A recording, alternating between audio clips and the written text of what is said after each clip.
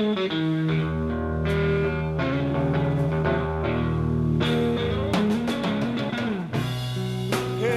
Joe,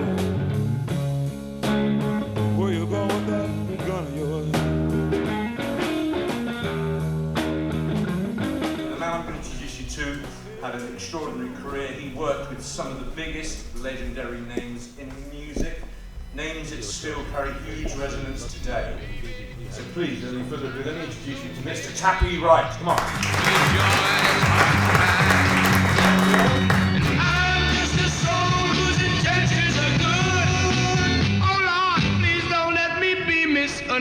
They didn't have a vehicle anyways. I did. Long story cut short, I drove them down to Manchester. They passed this audition, and Eric Burden asked me if I would become their roadie, the Animals. Baby, sometimes I'm so carefree with a joy that's hard to hide. I was a failed musician. That's my definition of a roadie anyhow. There was the guys, the equipment, and me and everything in one little van, a little Bedford van. And now it's what, 20 trucks, personal trainers, chefs, helicopters. I mean, they're not, it's not rock and roll. We were touring with Chuck Berry, his first ever tour in this country, and we were supporting him. And the Animals were playing this song called House of the Rising Sun. We knew we didn't have a chance of releasing it as a single, but we went into the studios because we wanted to put it on an album. And we did it in one take. It made millions. One take. Then I did the guitar work also, you know, so House of Rising Sun is me also on that. I think that deserves a round of Yeah. applause.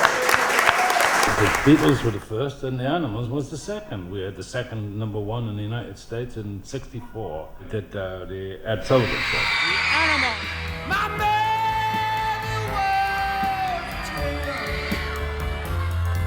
She sold my new blue jeans, yeah. We did that, and then we did the Paramount Theatre, which is pretty close by, and we were doing 5 shows a day in between movies. They used to have like, they put you down on the stage and then they'd show the movie, and after the movie finished, you would come up and play your songs, and then back down you went. Yeah. Oh, mother, tell your children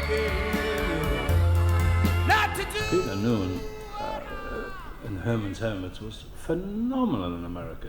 He was bigger than, I want to tell you, he was bigger than the Animals, bigger than the Beatles, the Stones, bigger than all of them. She danced close to me like I hope she would. She asked me like I hope she would. Something tells me I'm into something good. Something tells me I'm into something. We flew into Hawaii from England. We were exhausted, and I went to the receptionist of the hotel and I said, look, please, no phone calls. About a half an hour later, bring, bring. I thought, no, what is this?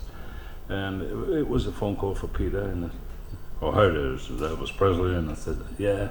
I told him to fuck off. What is this?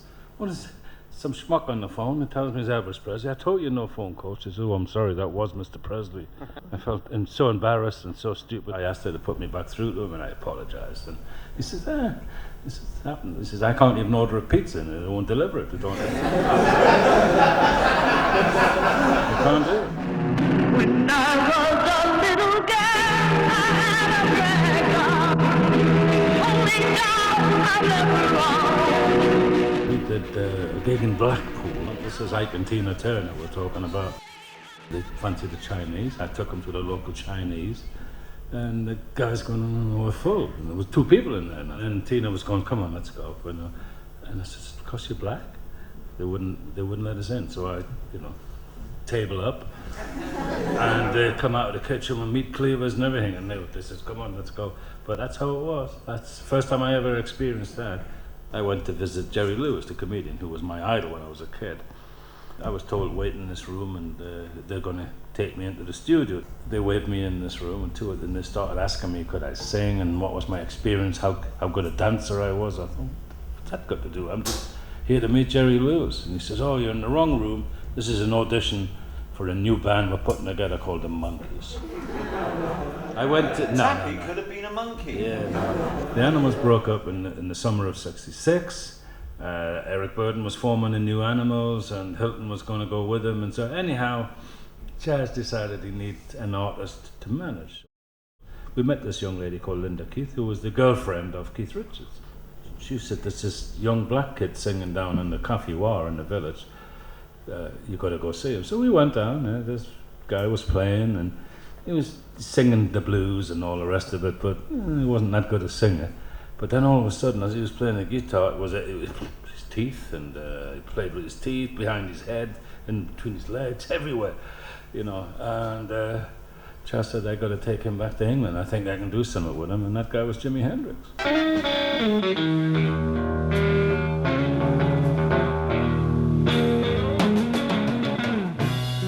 Hey, Joe,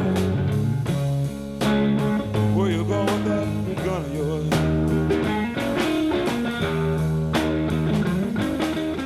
We got a phone call from Paul McCartney, actually, who was a director of this. It was the Monterey Pop Festival in California. We didn't know what they were.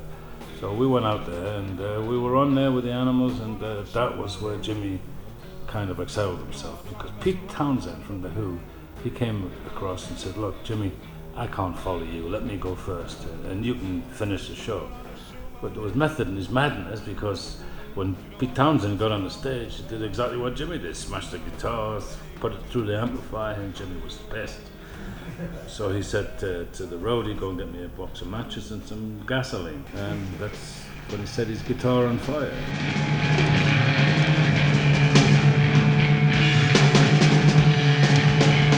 Michael Jeffries, in his wisdom, decided to put Jimi Hendrix on the same tour as the Monkees. Well, the Monkees fans were mummies and kids that big, you see. Well, Jimi Hendrix used to do some kind of provocative movements on the stage, and all the mummies were like doing that with the kids. So that lasted about 4 days, and cancelled. So Jimmy's now got one soul manager. That is correct. Mr. Michael Jeffries. The infamous, dark, mysterious, ex-Secret Service Michael Jeffries. I'll tell you what he did one day. To try and prove that he was a good manager, he hired 3 thugs to burst into Jimmy's apartment and kidnap him to say that they were from the mob. And they held him captive for 3 days until Mike Jeffries kind of did a rescue deal where he came in and rescued Jimi from the mob, but he'd set it up anyway. But then he said to Jimi, look, you see how much you need me? I'm a tough guy. This guy was such a devious guy. Jimi was terrified of him, and he was going to get rid of him. He only had a couple of months left in his contract. We did Woodstock. Woodstock was a massive festival. It was 500,000 kids rolling around in the mud.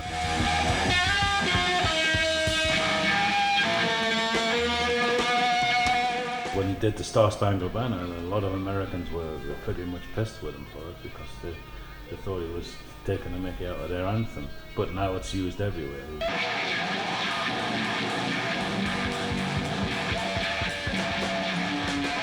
It was getting out of control, Hendrix. Too many drugs.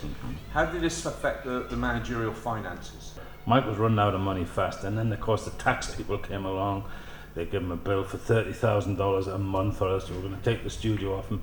He was desperate, so we had to borrow money from the mob. So we drove out to New Jersey, and we borrowed $30,000 so he could pay the tax man. But they wanted $45,000 back, and he couldn't pay it. So he was in so much debt. Michael Jeffrey had Hendrix sign a certain amount of paperwork. He got him to sign, because Jimi would just come in and sign his contracts all over the place and just didn't have a look. But one of the pieces of paper, I was there, I knew what was going on. It was an insurance policy with Mike as the beneficiary, $2 million. And in them days, $2 million would buy you a lot of property.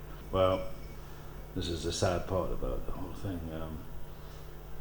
Jimi was worth $2 million to this guy if he was dead. Jimi wasn't being cooperative, he was down in drugs by the minute. And so I know exactly when and how Mike Jeffries decided to kill him. And Jimi was murdered.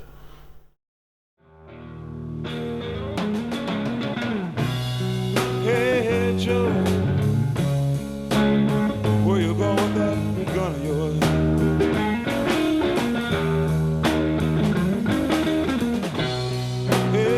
Joe, where you going with that gun in your hand?